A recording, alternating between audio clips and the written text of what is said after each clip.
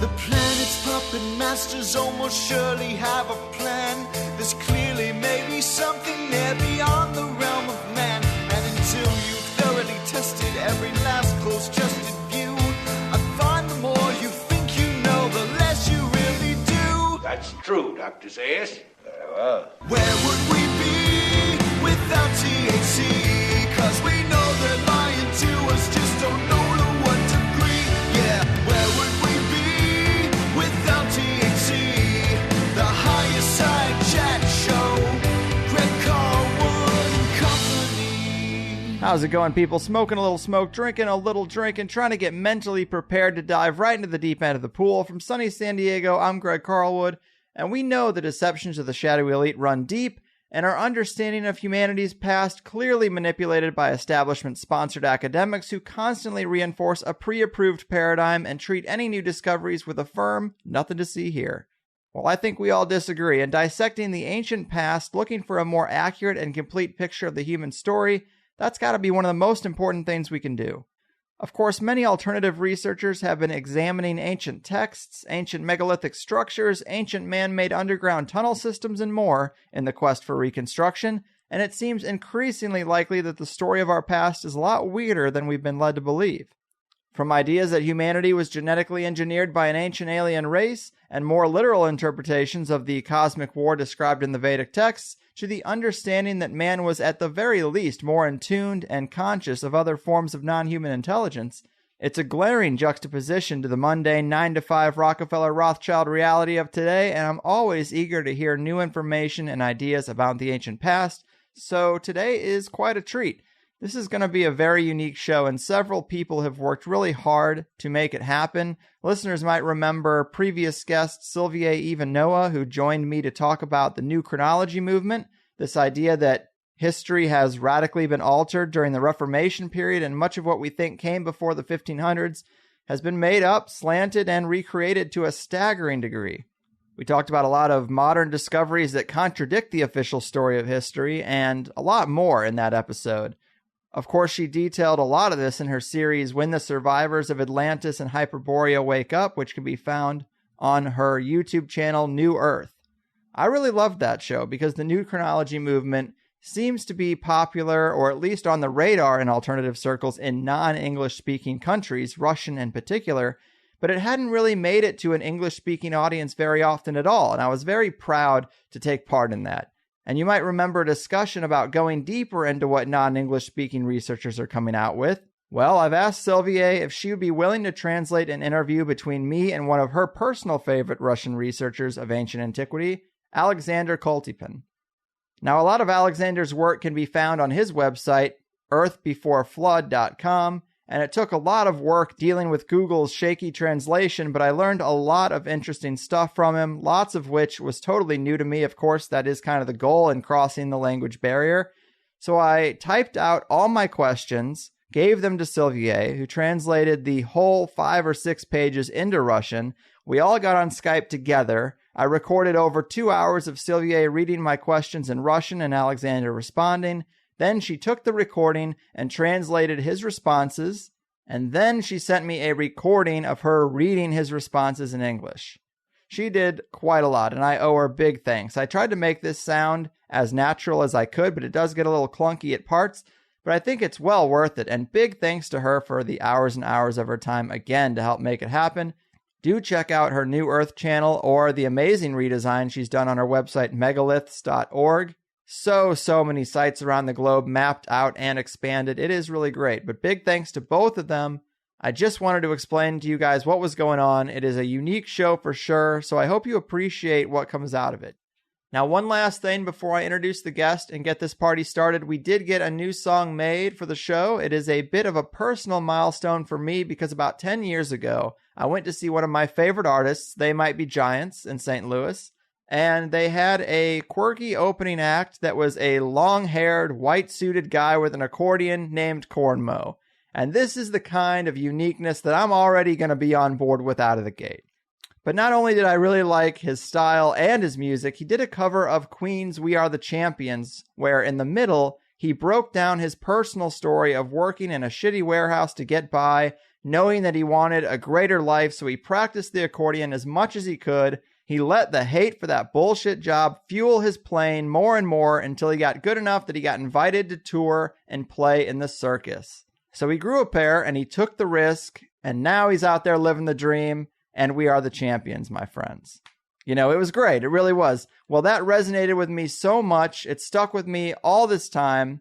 I was always worried about having the same type of struggle, and now that we're doing well, I contacted Corn Mo, who's still out there making music, and I told him how inspiring he had been and how thankful I am to be living my dream instead of a passionless 9-to-5. And he wrote a new song for the show to add to our list of rotating tracks. I personally love it. It's just the kind of thing I'd expect from the guy, and I wanted to give you listeners a little context for why you're hearing it and why I think it's so great. So I'm going to debut this Corn Mo masterpiece for you, and then I'll be introducing Alexander and getting the ball rolling with Sylvie Ivanowa. So park your ass and pack your glass, and I'll see you on the other side.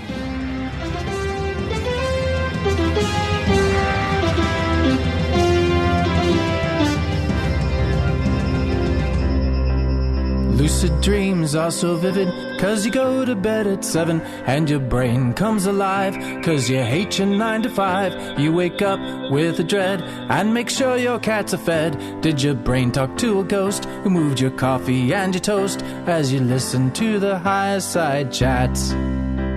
You get to your desk and your boss says it's a mess, and your soul slowly grows to a place where nothing grows. When you think he's not around, you insert a SETI sound. The OM says turn it down, and you say it's just the higher side chats. Oh, do you think you'll be invited to Bohemia Grove, to a Bilderberg Club? Oh, do you think you'll be invited by a Rothschild to a party on a submarine? Diving down to the center of the earth, through the Marianas Trench, your teeth begin to clench from the sulphurous stench. The mask you're given doesn't fit, 'cause you're not one of them. Starting today, you'll make plans to get away. There's no one to hold you down, and the what-ifs start to drown. Then you wake to the glare of a cold fluorescent stare, and the light winks at you, 'cause its life is almost through, but it's holding on to quit time just like you. It's time for the higher side chats.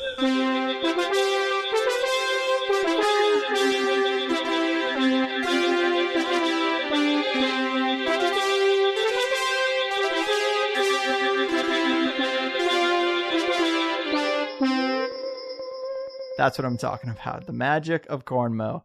All right, people. I am happy to be playing my part in bringing Alexander Koltypin's work to an English-speaking audience, I think for the first time, at least probably being the only 2-hour English-speaking interview with him.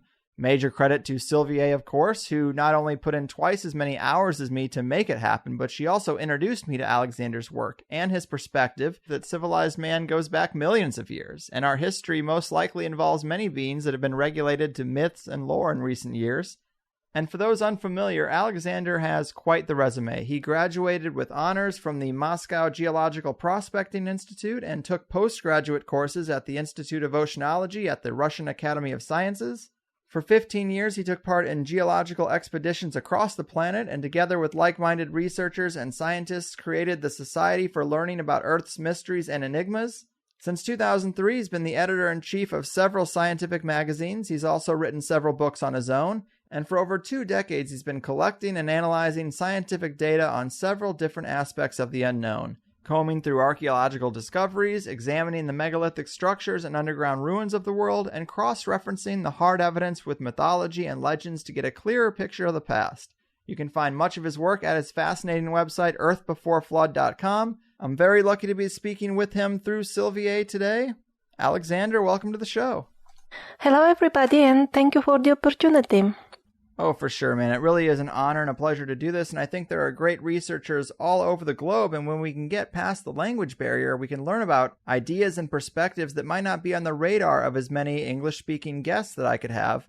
and I've really loved what I've been reading on your website since Sylvie recommended it. You deal with a lot of underground complexes and the potential of beings down below, which are topics always near and dear to my heart. And you deal with time periods that are really hard to fathom, tens of millions of years in many cases. But how would you introduce the totality of your research to a group who might not be familiar with your work?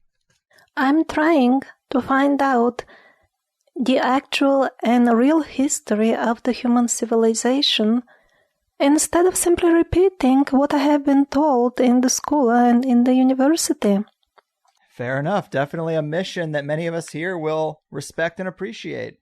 And to start at the beginning, you write about a hierarchy of generations of gods and creators in the ancient past on your site. And I like how you describe it. You say, in the mythology of the majority of people living on the earth, lots of evidence accumulated that beings similar and not similar to the modern people had lived on Earth until at least 66 million years ago, and that they had much more knowledge of the world than we, had flight vehicles and space stations, traveled to other planets and other galaxies, and possessed technologies and weapons we'd consider magic today.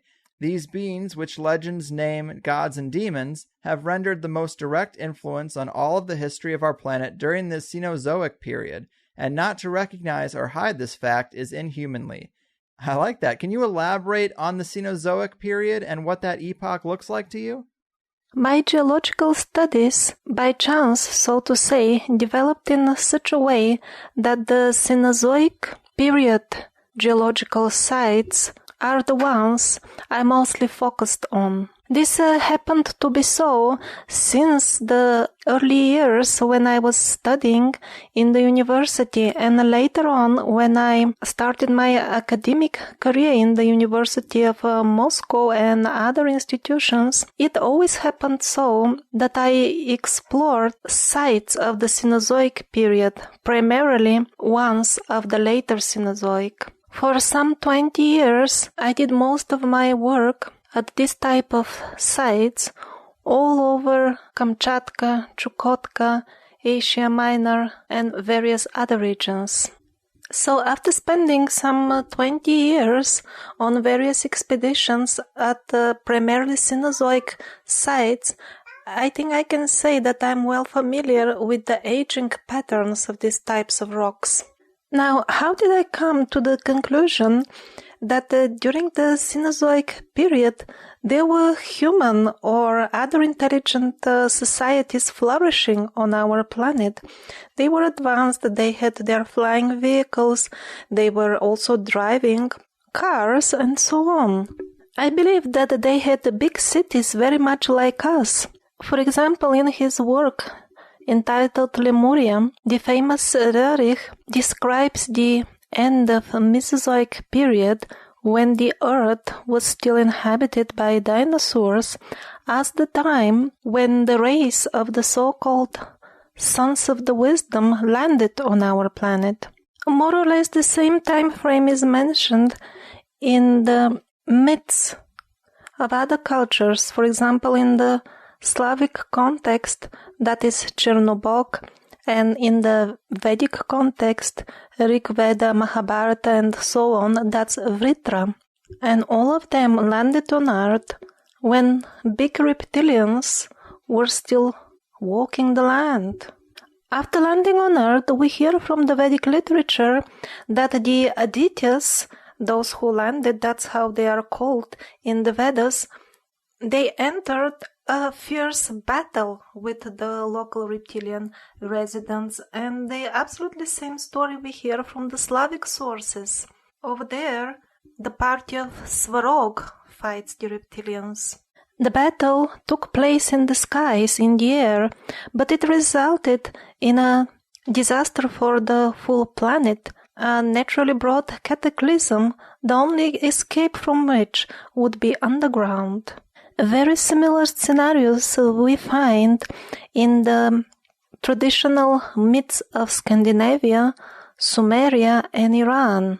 And in all of them, always this element is present, that the first settlers on Earth came from outer space exactly at the time when big reptilians were walking the Earth.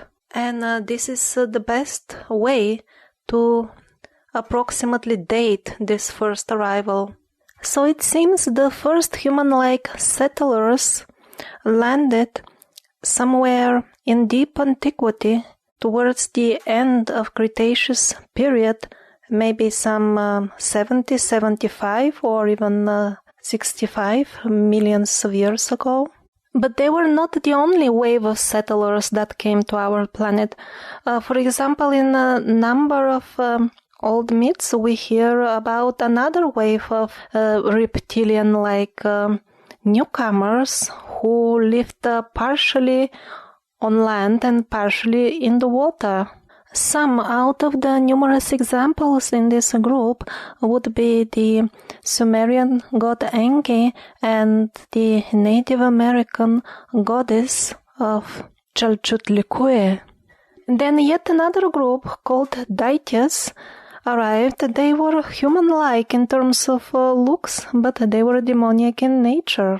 According to the myths, all kinds of interesting creatures were also on Earth at that time. Some of them had many hands. There were enormous flying snakes, giants, chimeras, and many others.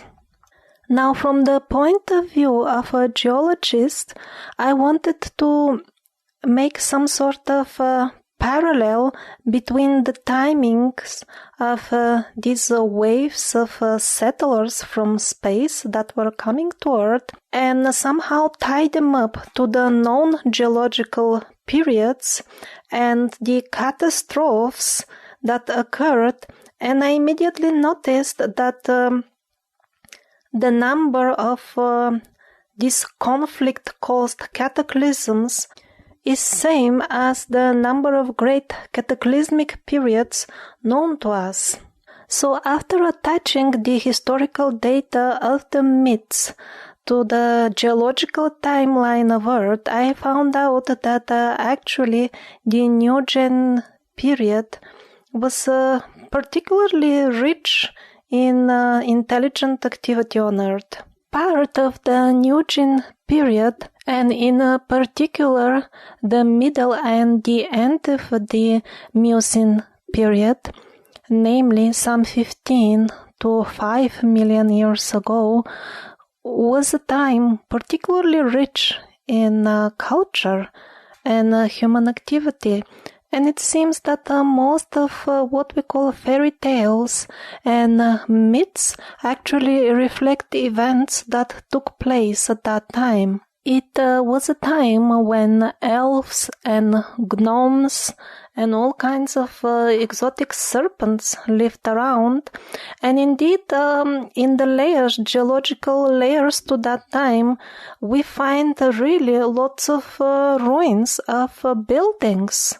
And not only buildings, the layers, the geological layers belonging to that period are extremely rich in vehicle tracks, and such tracks can be found on almost all continents.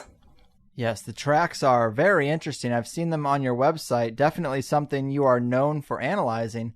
And I do like that you write about werewolves, fairies, demons, lizard people, serpent beings, and a lot of other creatures usually thought to be fantasy or mythology, but you're not shy when it comes to writing about these beings as if they were real. That's interesting to me. What do you think are the best arguments or the best evidence that these were real beings on the Earth and not just fantasy like academic authorities tell us? There was that old movie about the unicorn, and the slogan of the movie was, "Whatever you believe in, that's the reality." But this is more of a poetic answer, I know. Well, in the case of the large reptilian inhabitants of former Earth, we have an abundance of archaeological findings, and those are the skeletons of various what we call dinosaurs. Moreover, we have all kinds of varieties of dinosaurs. Some of them live on land, others swim in the seas, and yet others fly in the skies. And the same are the descriptions of the reptilian dragons. That's how they're called in the context of what usually people call myths. these are simply different words for the very same thing.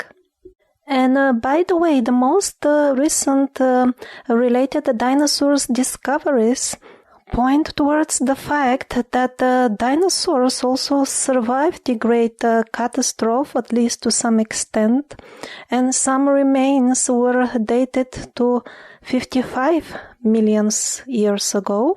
And a very interesting dinosaur-related case was reported from me by a business owner from Laos. So what happened over there was actually that a Japanese team of scientists performed dating on dinosaur remains, and those showed results of only 17 million years of age. When the news came out in the scientific community, another American team arrived on the spot and put a ban on the information so that people don't get confused, But I personally had my friends, the business owners, visit the local museum and inquire about everything in detail, and that is the source of my information. In terms of beings with many hands, no, we don't have any confirmed findings in terms of bones, for example, but the parallels in the myths of variously supposedly unrelated cultures are too many to be just a pure coincidence. For example, we hear about the ancient Chinese giant Qi Yu. He was flying, he had also many hands, and he was flying on a chariot in the skies, very much like the Indian demon Ravana. And in China, he is straightforwardly considered as somebody who landed from space. Also, the myths of the Sumerians, the Greeks, and even Native Americans are abundant with this type of creatures. For example, the Hopi Indians, without any doubt, consider themselves descendants of a space traveler, something like a spider woman. She also had many hands. And in terms of chimeras, it seems that they lived even in the not so far away past. For example, Saint Bartholomew was a contemporary of Christ, and he himself had the head of a dog. Bartholomew the Apostle was highly respected by Christ himself.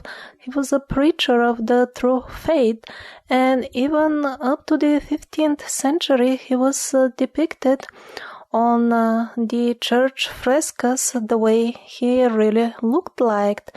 And only after that point this started to be considered inappropriate, and subsequently he was depicted with human head. In terms of tribes consisting of people with dog heads, we also see such historic records in the travels of the Alexander the Great, his conquests. They were particularly mentioned as fierce warriors that are very difficult to defeat. Also, there is abundance of accounts of kind of human-like but amphibian creatures. It seems they were very common, and they were as often mentioned as those so-called white gods. They are literally everywhere in China, in Japan. Even the brother of the sun goddess Amaterasu was one of them. The legend of the Mayan tribes are also full of such type of accounts of amphibian creatures. Amongst them would be the Fomorians of Ireland, of course. And in Egypt, it's interesting that amphibian creatures were ruling Lower Egypt parallel at the time when the race of the white gods was ruling Upper Egypt. And as if by some rules, always some sort of an amphibian creature would intermarry somebody from the white gods, and the offspring, the result of such an union, would become a ruler of the Mayas, the Sumerians, the Chinese, the Japanese, always the same story. So the myths of nations divided by oceans tell the same story, even in minor details, and this cannot be the result of a pure coincidence. Well, you are right. The similarities in stories are hard to ignore, but I wonder if there might not be another explanation for how such ideas could cross the ocean, because we know that entheogens and psychedelics were much more common in cultures of the past. What's described on DMT trips today are also very similar types of hybrid beings to what was described then. And maybe in the past our connection was so much stronger to them that it was more of a physical thing. But is it possible that these monsters and chimeras and creatures that people were seeing and describing and writing about weren't literally on the earth but were more shamanic in nature? I think they had very real forms and bodies like ourselves, because the depictions of them mixing amongst the historic figures are abundant in Laos, in India, in all this South Asia. In the Buddhist temple, they are accepted as absolutely real saints. Their statues are found and worshipped along with the statues of Buddha himself. In Laos, in Cambodia, people worship them so wholeheartedly. They bow before them, hug them, pray to them, as much as they do to Buddha.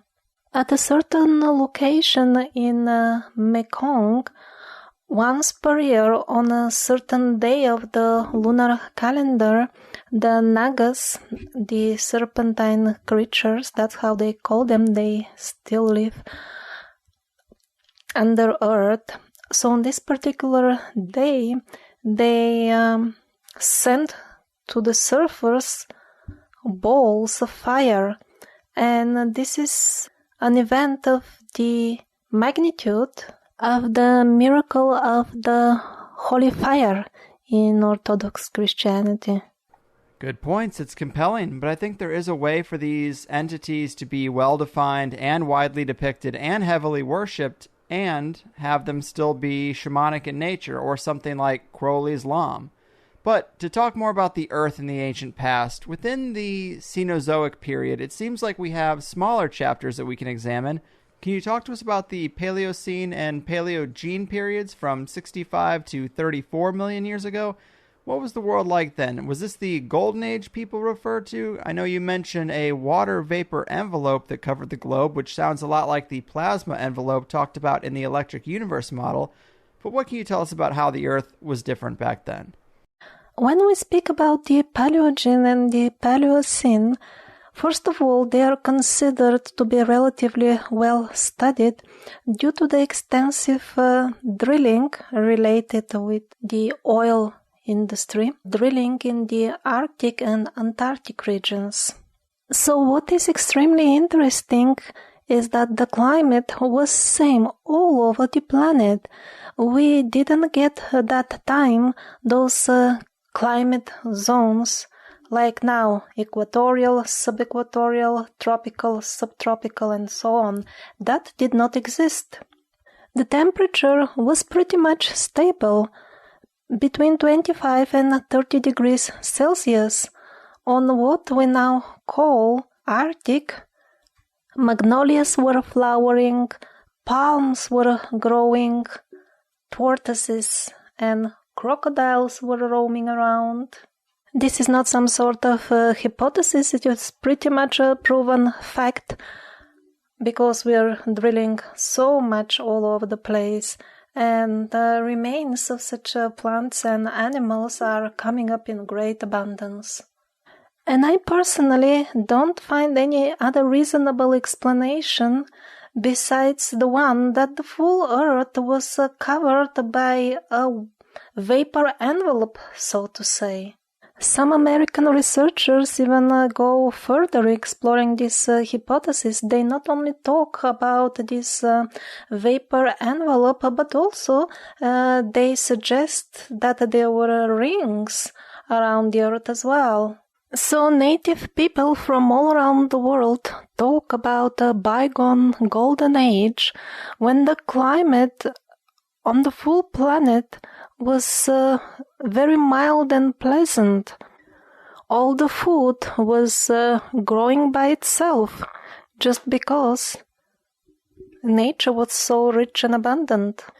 So such descriptions very correctly depict the time when the Earth possibly had this vapor envelope around, which was creating such favorable conditions.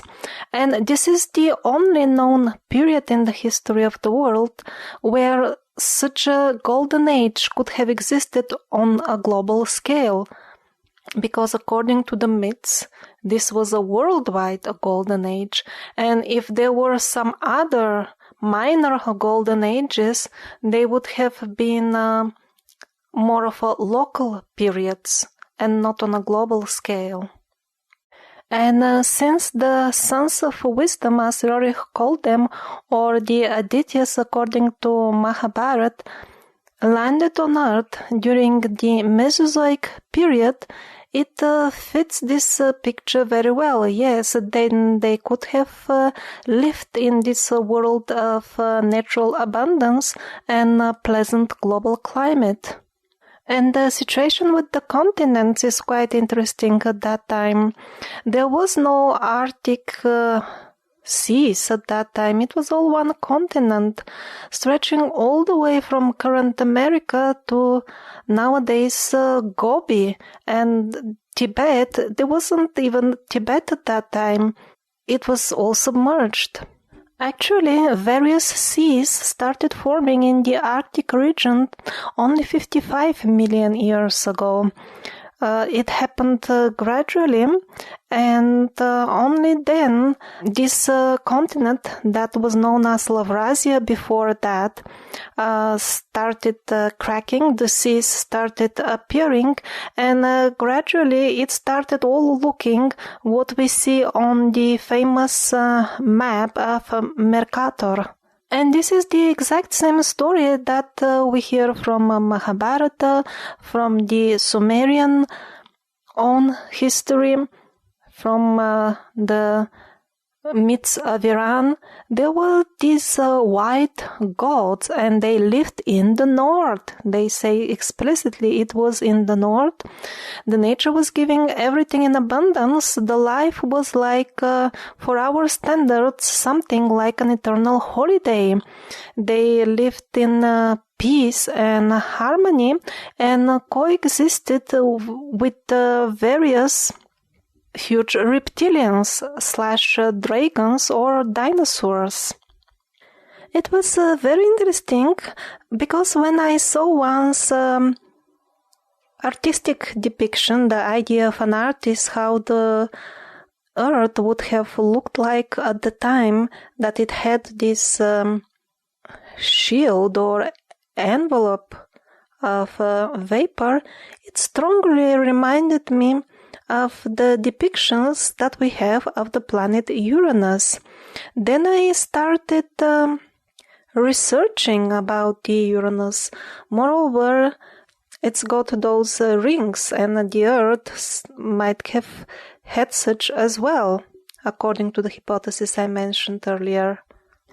It turned out that Uranus has got a hard core, as hard as our Earth, and then on the outside it's got this envelope. So all we know about Uranus is not direct, of course. These are still models of what we think it is, but they say inside it is pretty small, and it rotates independently of this outer covering.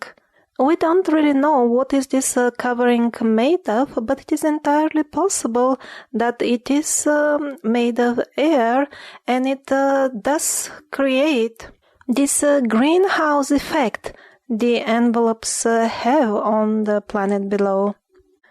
According to results delivered by American space expeditions, they report that on the edge of this shield around Uranus, temperature of some 20 degrees Celsius supposedly were reported.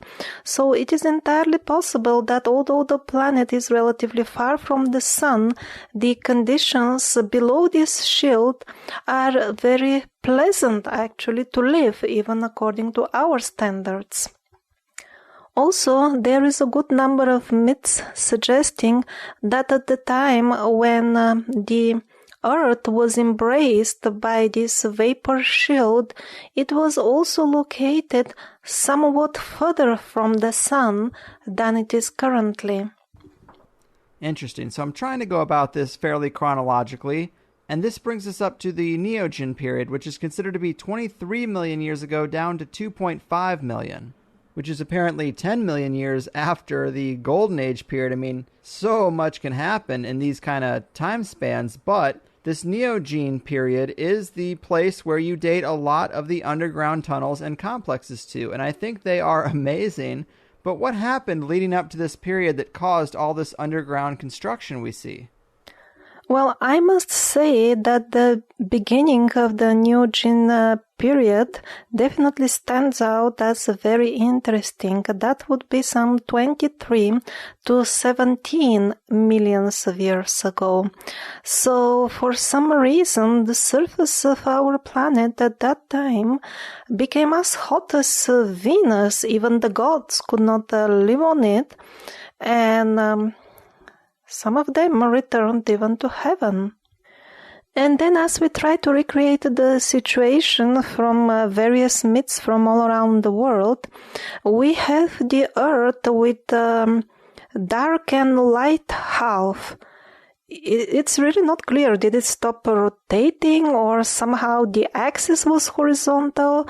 How could such an effect be achieved? It's not really clear. In other words, half of the planet was permanently in light and half of it permanently dark. But the most drastic changes in history start afterwards, when this vapor disappears, and then people can see a blue sky, they can see the sun, they can see the moon and the stars, but also the full race seems to be somewhat downgraded. They start, or let's say we start living much shorter, and for example we start delivering our babies in usually horrible pain, while before that it was quite easy. In other words, the bodies of the humans before that were nearly immortal, that long they lived. But after these drastic changes, we become the mere mortals we are nowadays. And then, judging from, again, lots of myths all around the world, somehow the full saga started developing much faster, and people started organizing wars, fighting each other. And all these wars are quite well described in the myths. And I must say that I do see some geological confirmation for them, because in the layers, geological layers, when they must have occurred, we always see some sort of cataclysms. That's how they look from a geological perspective. Right, so we're dealing with such ancient time periods, it's hard to get into details, but it seems like we weren't alone. We had this period of a golden age with a protective and accommodating atmosphere, and then something radical happened to completely change the environment, but intelligent beings and humanoids and humans, I guess, still survived, and because of the harsh new conditions, they built these vast systems underground, and I'm just fascinated with these underground structures and the idea of pathways to hidden lands inside the Earth. Do you think any of these tunnel systems and underground complexes you've studied lead to these places they call Shangri-La or Agartha? Yes. In the midst of nations on all continents, we hear about wars so terrific that after that people had to hide underground to remain alive. And indeed, we see a massive amount of entire network of underground cities stretching on almost all continents in the region of South Europe, just full of them. Then going all across Asia, China, Japan, everywhere. Recently, I saw also an amazing footage, so they are in South America as well. In Turkey, they are found in great abundance and they are better known. Those sections of them here in Russia, we have them in Crimea. Usually they have many floors and almost none of them are well studied. We never reach the bottom.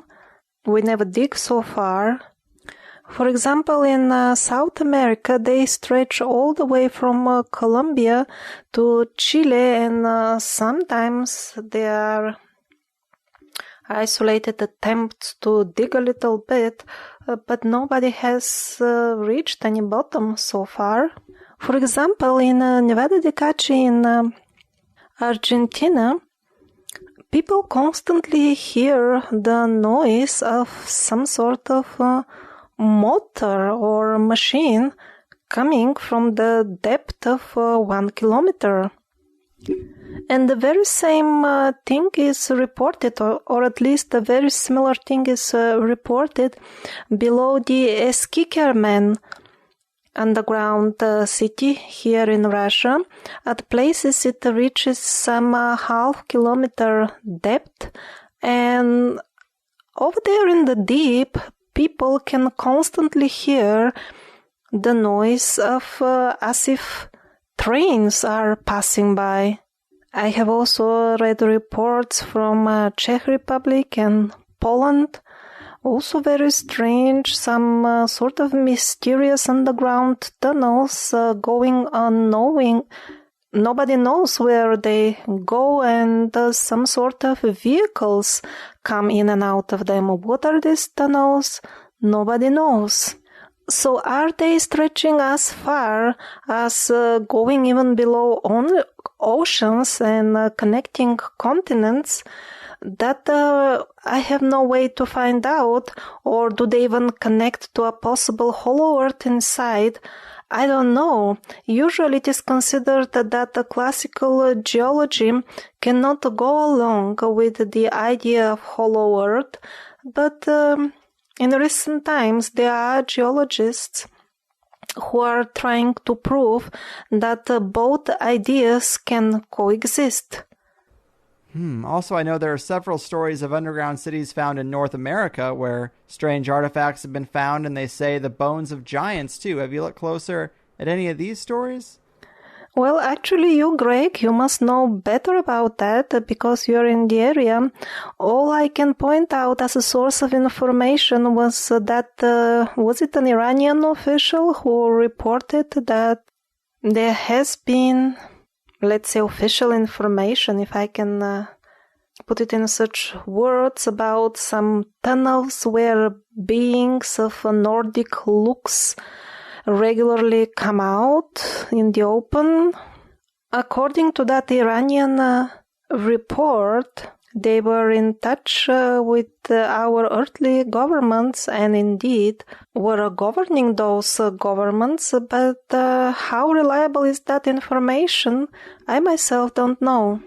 And interestingly enough, Admiral Richard Byrd, during his famous expedition to Antarctica, might have met that very same Nordic-looking race of beings. And basically, they are one-to-one with the description of the race of the white gods, which is also which race we mentioned many times already. And according to the myths, it is exactly this race of the white gods that was forced to hide in underground cities after a terrific catastrophe that, according to my dating, occurred some 34 million years ago. Huh. Wow, that is interesting. And one amazing example of these tunnel systems that you write about is in Tibet, where you say, amazing underground structures and caves created by nature and man-made tunnels and cavities apparently are located under the palace, the residence of the Dalai Lama, in Potala, located in the Tibetan capital. I mean, this is super intriguing. Is there anything else you can tell us about this particular pathway? Actually, the entry to Agartha is supposedly somewhat south of Potala, somewhere in Mongolia, as described by Ossendowski. When the Hyperboreans left their land, supposedly they separated into two groups, the on-land kingdom of Shambala and the underground kingdom of Agartha. It is hard to say at this point, is that true or not. I myself use as a source the work of Sergei Volk. He is going on expeditions in those regions. According to the locals in that area, the king of Agartha sometimes comes out on the surface and moves openly amongst people. This has happened 5 times until now. He rides on a white elephant, and by the way, this is a well-known attribute of Lord Indra. And Indra happens to be the king, the supreme ruler of the Adityas. In the Hindu context, Adityas are the good gods. So possibly they are still ruling us, they are looking after us in one way or another. Maybe we indeed do live amongst gods still. It is entirely possible that this underworld of Agartha is much better than our world here on the top. Maybe, yeah. I do like entertaining those possibilities. And Tibet seems to have a reputation for mystical and superhuman abilities. Magic, in a sense, you could say. I know you've written about this, but what are your thoughts on Tibetan magic? And does it have anything to do with the connection to beings underground, perhaps? Might they still have some type of link or contact? Yes, as I wrote in one of my articles, too much evidence is piling up from various sources pointing towards a civilization that practically coexists with us currently here. And they seem to have settled under the earth, also under the oceans, and on the moon. A few times I was in touch with people who seemed to know more about it and promised to tell me, but each and every time something happened and they couldn't. Possibly it is forbidden currently to spread such information.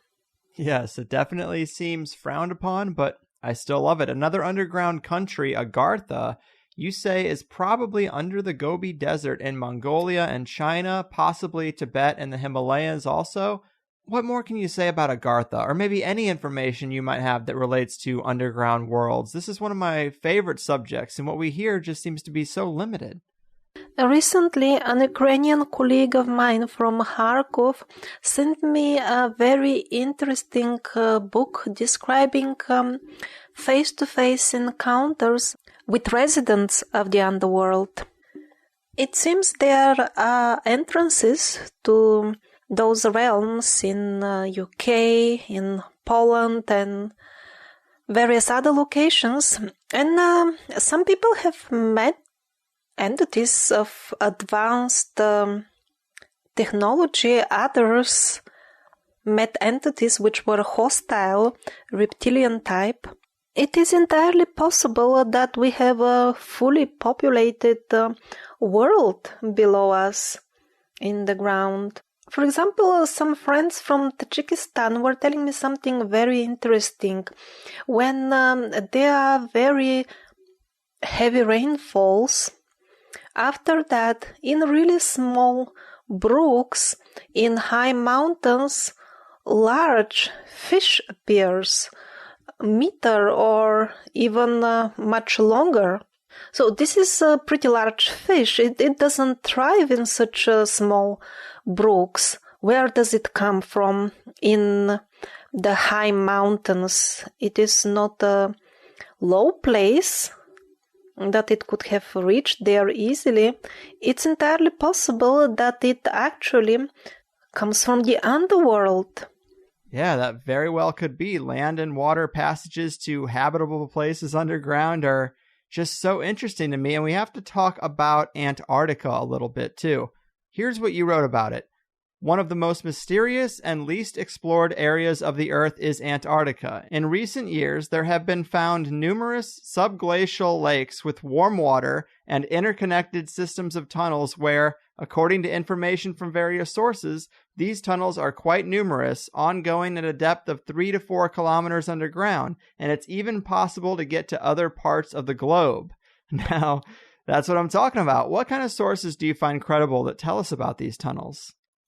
Yes, the existence of Lake Vostok is fully confirmed, and yes, various sensors have determined that there are warm temperatures there. It is supposed that there are some sort of primitive organisms as well. But the rest of the interesting stuff that you are asking about, I really don't know, and it is not my specialty either, so I could have even missed out some information on this topic.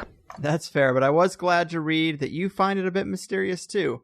This is also a bit outside of your wheelhouse, but maybe we can tie it in. You wrote about this other place, Nevado de Carchi. I think it's in Brazil, if I got that right, but you mentioned it's one of the areas of, quote, maximum UFO activity that attracts researchers from all around the world. Can you tell us more about that area? Do we find vast underground systems there as well?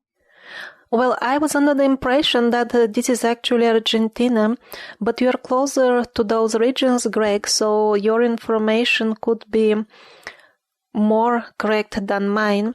But anyhow, this is a region with a high concentration of UFO sightings. And as we mentioned, people hear some sort of machinery working below the Earth's surface. And the same thing we have in Skikermen. I don't know if they see flying objects above Skikermen, but interestingly enough, currently I'm in correspondence with a lady from Spain. We are organizing an expedition in that region, and she has been telling me that regularly in certain regions of Malaga, flying objects rise as if from the ground itself. And when we're talking about sustained underground civilizations, people might be inclined to wonder about the viability of that. How could beings survive and thrive underground? How can they grow crops? How can they get around without sunlight? You know, these kind of things. Some stories do talk about a strange glow, and I know you wrote about that as well. What's that about?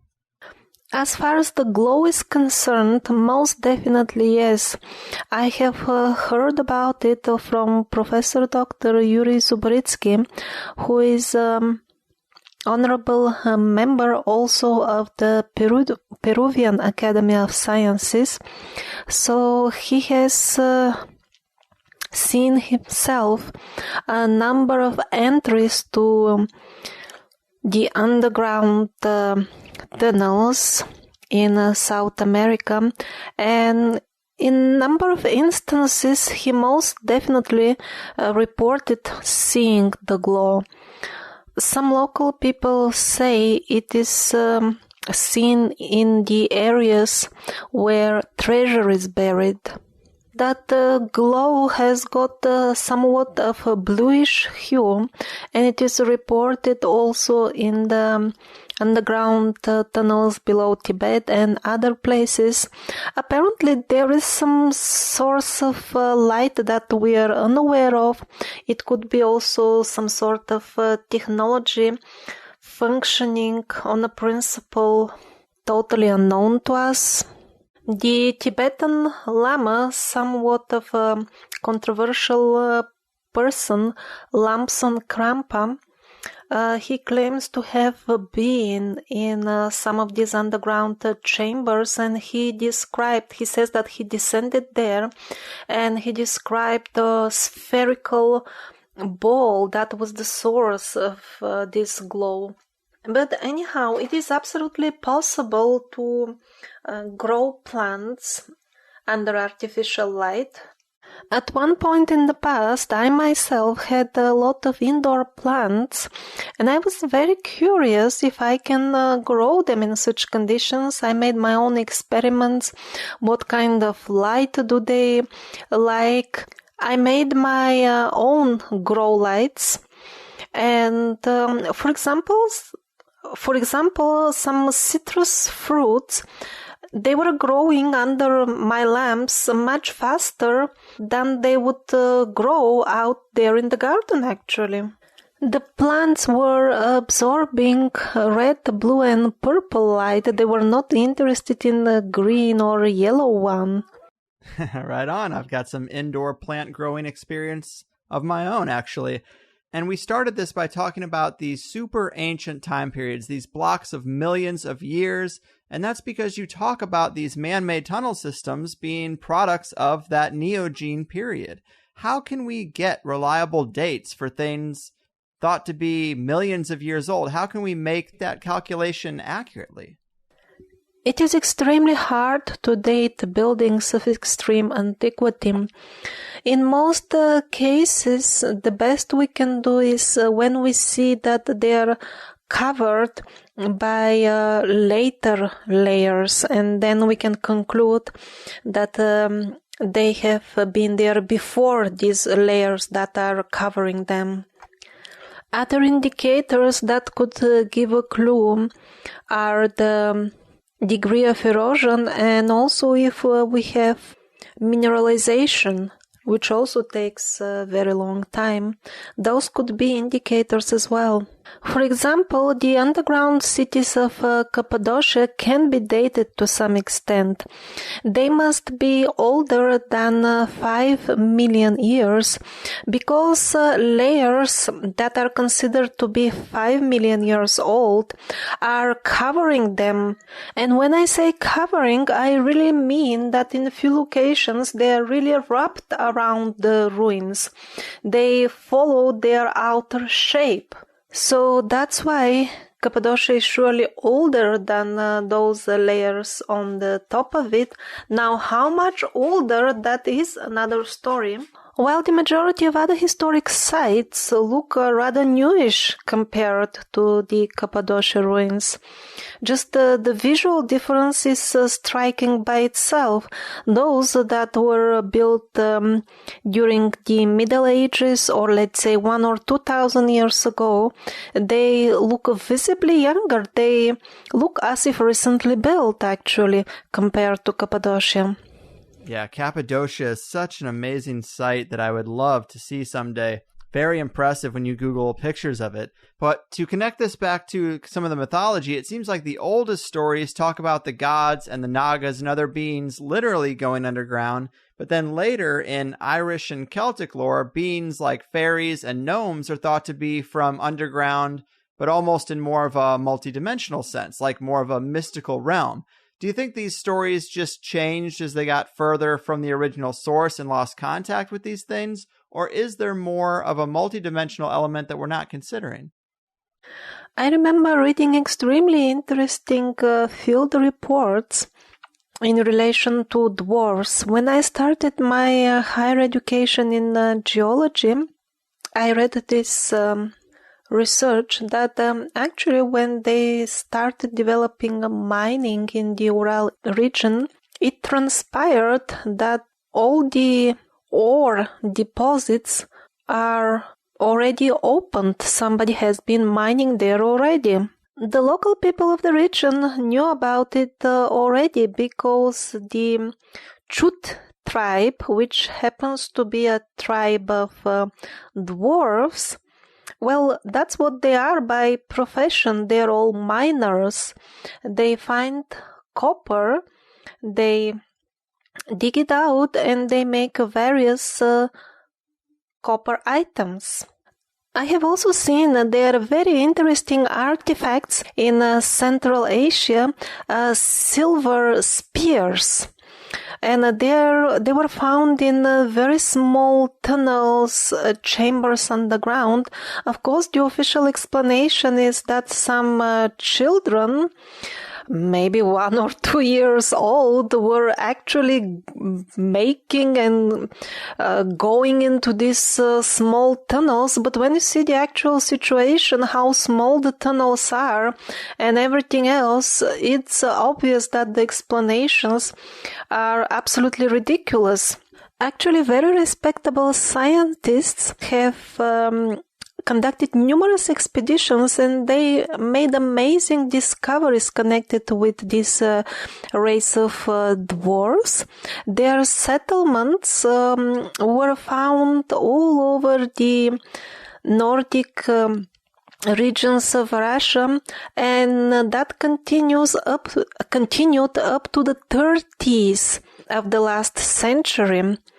More or less, that was the time period until they mixed more or less with us, lived in our areas, and after that suddenly all of a sudden they left. Actually, this tribe, this race of dwarves, locally called Chut, is very well known amongst the native residents of these regions in Siberia. In up to the 17th and 18th century, they maintained regular connections with us. There were messengers, sometimes going backward and forward, exchanging all kinds of information with humans. Also, there were some sort of trade exchange. People would buy copper items from them and give them things that they would be interested in. And all this was, interestingly enough, fully confirmed and very well documented by a number of absolutely respectable scientific expeditions. The reports are still there, but they are not included in the official curriculum of the modern education on geology, simply because it doesn't fit with the official paradigm.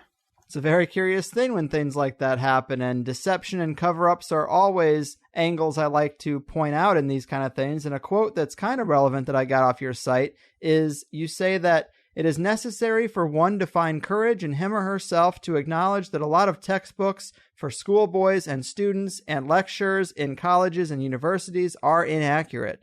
I definitely agree with you there, man. Do you think some of this happens out of ignorance and just not being able to keep up with recent discoveries, or are we purposely misled about our past? Yes, most definitely this is done on purpose. Just a recent example, now here in Russia they're introducing a foreign type of education. Well, what does it mean exactly, foreign? They're teaching much less stuff to people, actually, much less. They make them specialists only in a particular area, particular field. For example, we have physicists. Some of them specialize even more only in atomic energy. The geologists, they also don't know full geology. They know only a very small and narrow branch of it. This is done with the purpose to make the people even more narrow-minded and to prevent them from inquiring more into the nature of the world and the reality. Because the less people know, the less they can learn and the less informed they will be about everything. So this is being pushed by purpose now also in our country, ruining the education even further. And another face of it is sponsoring only research that agrees with the official paradigm, so to say. For example, my latest scientific publication is on the topic of the so-called Ice Age that officially supposedly ended some 12,000 years ago. So when I was opening the maps that were the product of research of very respectable scientific institutions, some over 100 respected scientists have signed below each of these maps, it turns out that they're all useless because the results, the published results, follow dogmas instead of summarizing the data obtained by the actual tests and expeditions and the result of digging. If you read the actual field reports of these very same scientists, you will find out that the mammoths lived in a warm climate. There were deciduous trees now growing in what is now very cold parts of Siberia. Also, in the official conclusion of their work, we see that the climate zones were like now, more or less, just colder supposedly in that period. But in reality, their field results show that they were somewhat tilted because at that time the North Pole was somewhere in Greenland, probably. So the climate zones were also sideways, not what we would call nowadays straight. So all these things you find in their actual field reports. But as far as the conclusions of the excellent work they have done actually, they had to publish something completely different, something that does not correspond to their actual research. And the only reason for this is that otherwise they would lose their job. They would not get paid. Their institution would get closed down. This is the reality. In this way, people are being tricked into believing in all kinds of dogmas, like, for example, that we came from the monkeys and other stuff like this. They believe it because of the authority of the scientists that have signed below that and are still signing. But what people are not aware of is that these scientists are not signing because of their actual research, but because of these financial considerations that I mentioned earlier. Well, guys, that just about does it for us. I could not be more grateful to both of you. It really is fascinating stuff, and I'm so happy we were able to actually make it happen. Thank you very much again to all of you, and we wish you a nice day. All right, you too. Thanks again, guys. Goodbye. Goodbye. Goodbye. There we have it, guys. Whew, that took a lot of work. It was really worth it, though. Alexander knows so much about the underground structures. I was really happy to hear what he had to say. Sylvie was quite a champ because I had some odd questions in there, and she went for it. She had to go through this whole 2 hours at least 3 times to do it live, translate it, and then read it through, so please thank her if you can. As I mentioned in the beginning, she's running the site megaliths.org. If you go there and you click on Join in the Field Research, she has sites all over the world listed that they could still use some more pictures or footage of. You might be surprised to find out you live near one of these sites, and maybe you could contribute to this project and see a badass place at the same time. Also, New Earth is her YouTube channel with tons of interesting related info as well. Alexander Koltypin, super awesome to hear his perspective, how he interprets mythology, but the bread and butter here is his knowledge and research into these underground structures and tunnel systems. And his website, once again, is earthbeforeflood.com, and you can get by with Google Translator and read a lot of fascinating stuff. He has huge portions of books that he's written up there and available for free. Lots of great pictures on both of their sites. And there were just a few parts of my lengthy, wordy questions that didn't get translated to him since they were just referencing things I found on his site, but I did want to point them out here. He mentions this guy Hans Ulrich von Kranz, who published a book in 2006 called The Swastika in the Ice, which I can't find reprinted in English because I've looked, but going back to Nazi explorations of the inner Earth, he wrote, "To continue the research in Antarctica, on October 11th, 1938, Hitler ordered to allocate 5 submarines with special onboard accommodations to investigate. In early November, they located an underwater tunnel in the vicinity with the output of warm water. They entered the thick of it and floated into a lake with warm fresh water in a giant cave.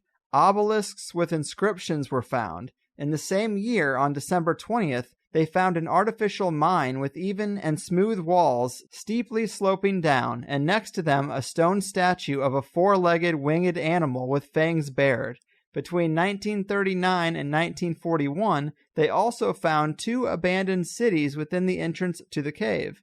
I mean, that's pretty amazing stuff, you know? I would love to read that book.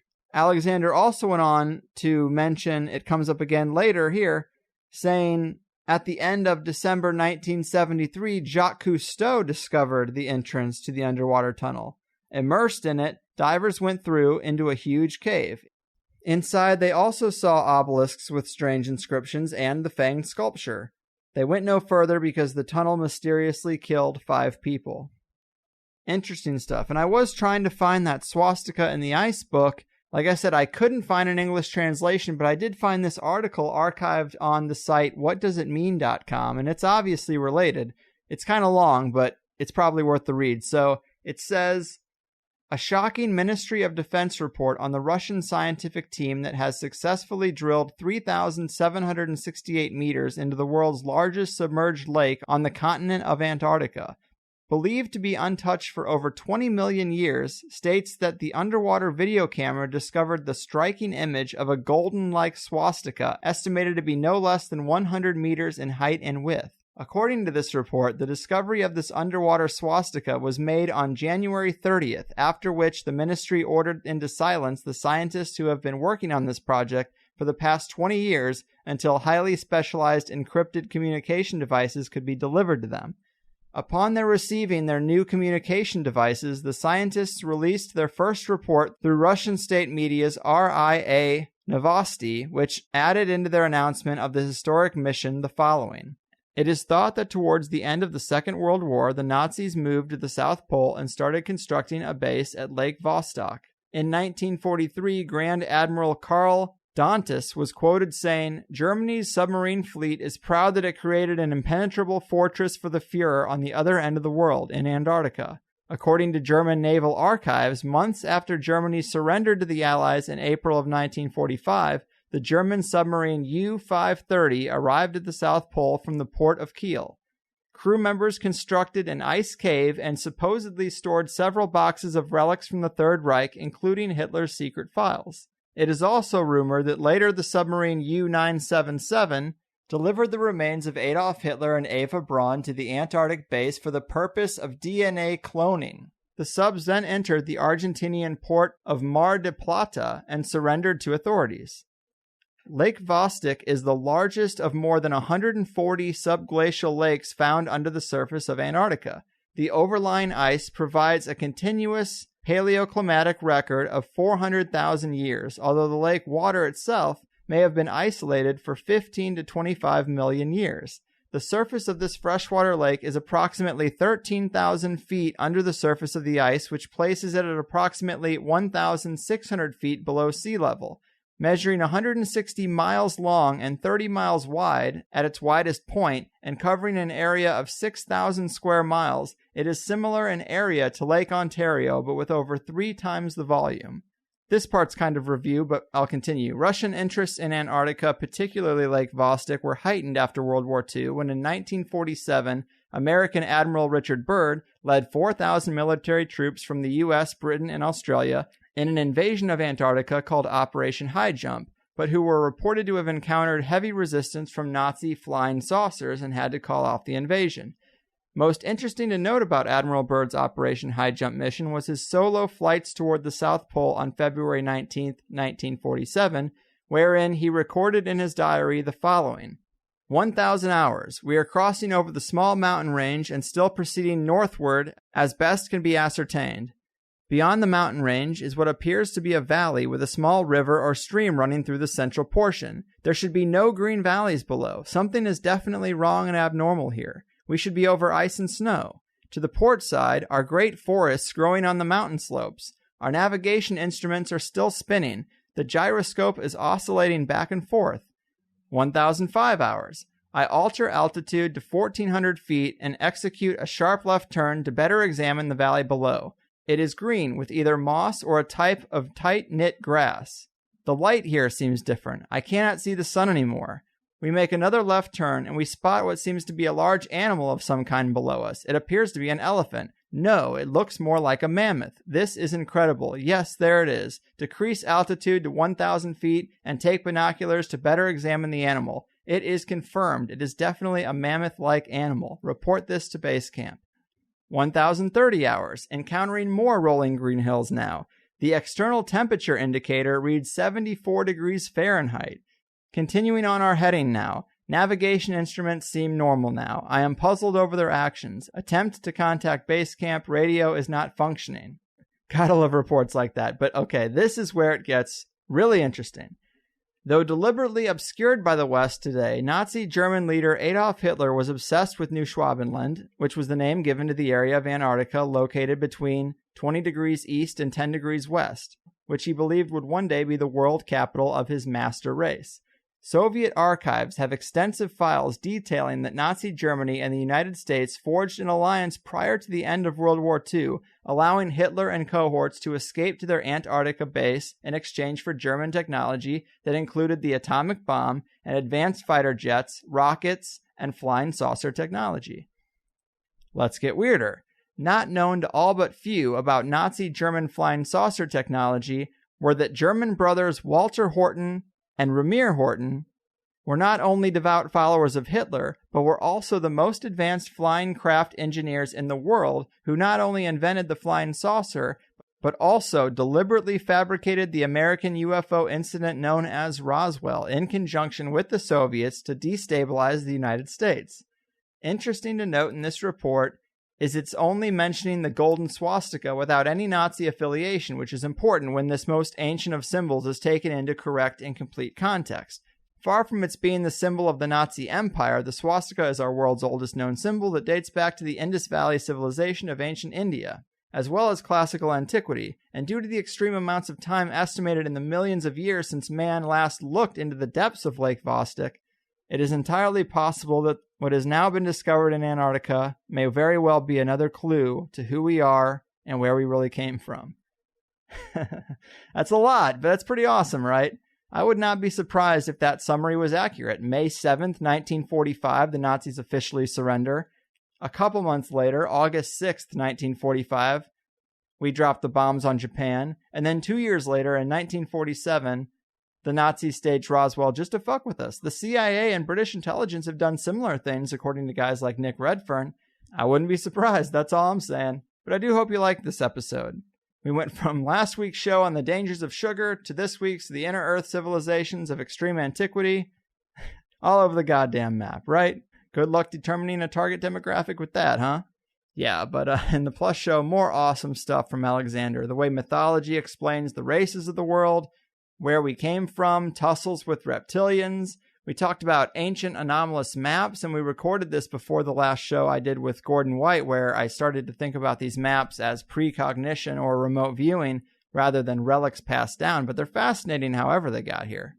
We also spent some time on what's really Alexander's main focus right now, the archaeoacoustics of these places, and the idea of healing effects from acoustic or wave-based technology, getting into that secret physics again. We also talked about how space travel might have worked, secrets of museums and the destruction of artifacts and giant bones, how the education system is structured to dumb us down, and how Russia is having the same issues that we're having on that front.